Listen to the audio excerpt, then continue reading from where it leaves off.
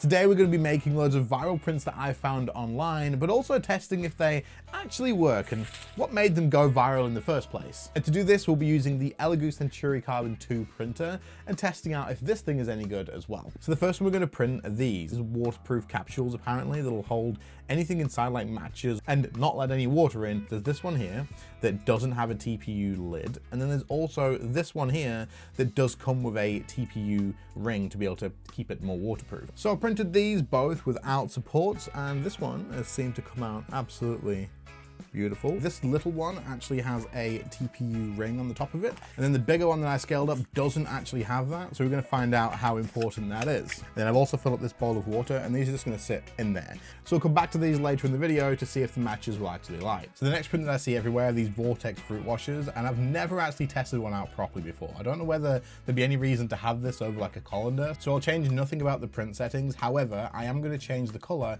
from like the white just to a light blue. Anything that's going to mix with food, I always like making blue, because if anything breaks off, you can see it straight away.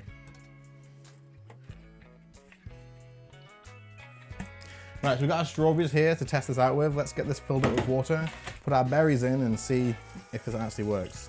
So we can run the tap through the spout here, and then you can see it starts filling up and spinning around already.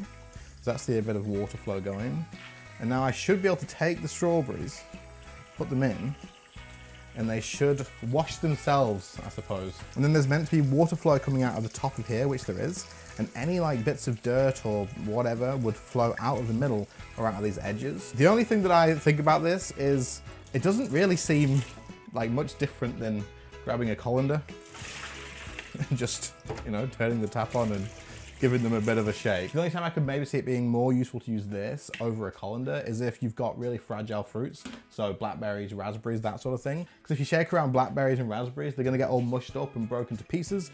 So in this, they'll float around nicely, and I guess they'd stay in one piece. But I'll give this a 6 out of 10. It's useful for fragile berries, but otherwise you could just use this colander and they'll be absolutely fine. So our next print is a boomerang, because I just watched a YouTube short about 3 hours ago and put this straight on print of someone throwing 3D printed boomerang.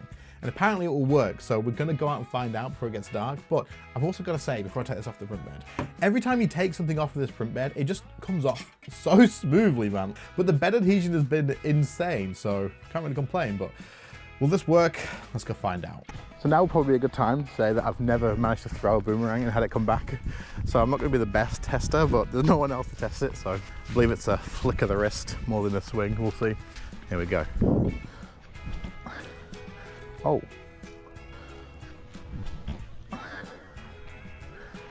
Oh. Oh, it's in the tree. It was coming back though. No. It was gonna work as well. Well, maybe I'll print another one. There it is. Stuck in the tree. You're joking. Well, I would say that I can't believe it and then it's gone, but I mean, I guess I can believe it. Man, it was working as well. So I will say that I'm impressed with it and it would have worked. But the only reason it got stuck is because it was working. So I guess we can't fault it. It was my stupid error. I will give it an 8 out of 10 because it was gonna work, but you'll probably have to make sure that you do find a working boomerang. And of course that one will be linked. Okay, so these have been in the water for around about 6 hours. So we're gonna check them out. And what it looks like already is that this one is probably gonna be worse off, maybe? It doesn't sound good either. I don't know if you guys can hear that, but. So we'll start off with this one, which has the TPU ring, but definitely has water inside. Oh dear. Those matches are not gonna work. They are ruined. That being said though, this one may be okay. No ring, why would no ring be better? No water at all. What?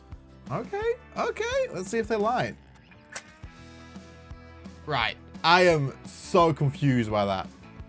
That doesn't make any sense. I'm gonna put these back in the water for the rest of the video, and towards the end, we'll open it again and see if the remaining matches will still light, because I'm so confused why that one didn't work, but this one will. Let's find out. Now, something that you have to have seen all over the place are these retractable swords. And I found this Viking one that looks really cool and it's got a ton of detail. And we're gonna be able to put the printer to a bit of a test with this because it wants me to use supports for these bits here. and a little bit higher up as well on the actual tops. But I don't want to use supports because it's going to add so much more time if I actually have it. So we're going to disable them, and we'll see how well the overhangs actually print, because they're either going to just be terrible or they actually should be okay, and I'll be interested to see how well all this detail comes out too. Now I'm going to add a bit of color to this because I think it would look really cool. So the main part will be gray like this, but then we'll add some orange as well. So that'll definitely make the sword itself look cooler. And obviously there's going to be orange through the blades as well because the blades are on the inside. So it'll be interesting to see how it actually comes out overall, but when it's retracted down like this, it's going to look a lot better. Looks like the details that I was worried about with the overhangs and stuff, because I turned off supports, didn't really need to worry about it. Now, I've never used one of these before, but apparently I should be able to just give this a swing and then it'll all extend out nicely, and you got a little toy sword that you can play with. Let's see. You know what? The colors actually make it look pretty good. Will it retract down? Hey, look at that. So now we have something that we can... hello? Okay, there we go. I got a little bit stuck, but the detail overall looks absolutely awesome. Like the face that you can see here, all the detail on the handles is really nice. And I do think the orange does make a bit of a difference. It looks really good. Look at that. I can definitely see why people find these to be as fun and popular on downloads as they are. You could do that all day.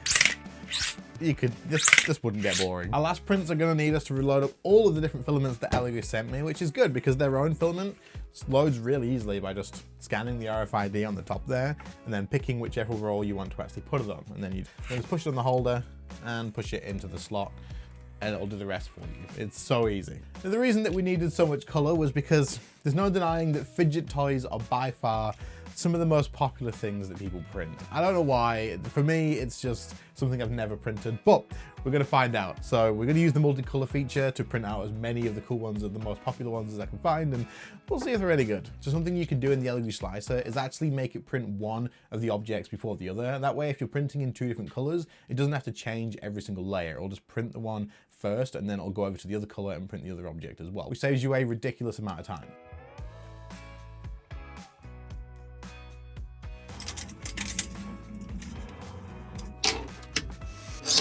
So we've got all our little fidget toys and all that stuff, and we'll take a look at in a second. We're gonna move that to the side because we need to check on this water. And this has been in here overnight. It's not good. Like, it is absolutely drenched in here. So these would not keep your matches or any important things dry. It's been in there a while, and it did good in the first time. Like, if you drop this in water and then take it out, it'll be fine. But long term, yeah, it's not ideal. But then again, why are you ever gonna be storing anything in water like this? I don't know. Waterproof? No. Water resistant? Yeah, probably. You could call it water resistant. Give it a 3 out of 10 because it does keep things like dry, but not in a waterproof manner. So the first one we've got is this impossible cone. See this everywhere all the time. And it looks fun, but let's see. So apparently it should just drop through the top, and then you can put it in either way, and it just goes all the way through, which, to be fair, like it does look like it shouldn't fit through, but because obviously it twists, everything just goes through nicely. I could see this being interesting for a while, and for kids and stuff, this could be super fun. Sure. And then there's these flexi prints. Now, I've had flexi prints before, and I actually put this one with a little bit of like blood on the shark's teeth, and we got red eyes and the blue stomach here, which adds a little bit more to it as well. But there's something about flexi prints that are they're fun, they're interesting, they're enjoyable, and whenever you can like make a figure, if you're printing a figure, making it flexi definitely adds a little bit of something to it. So if you've got like a go-to toy, these are definitely one of them. And then there's this one here, which I always see little gliders and helicopter things everywhere, but I always wonder if they work. And if this works, then you could definitely make like a Beyblade as well, but let's give this a go. It's spinning. Wait a second. So this is like, you can see on the bottom here, that there's not only the gears, but there's like a spinning top as well. So when it lands, it's like a spinning top too, which is clever. Oh, no, it's gone. But this definitely works. It flies really well.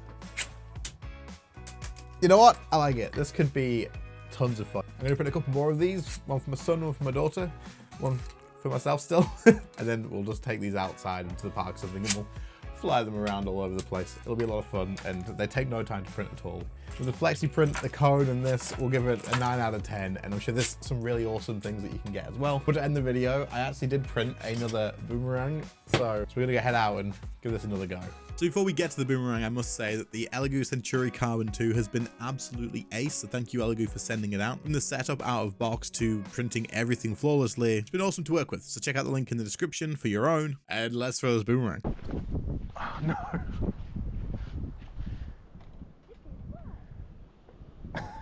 What?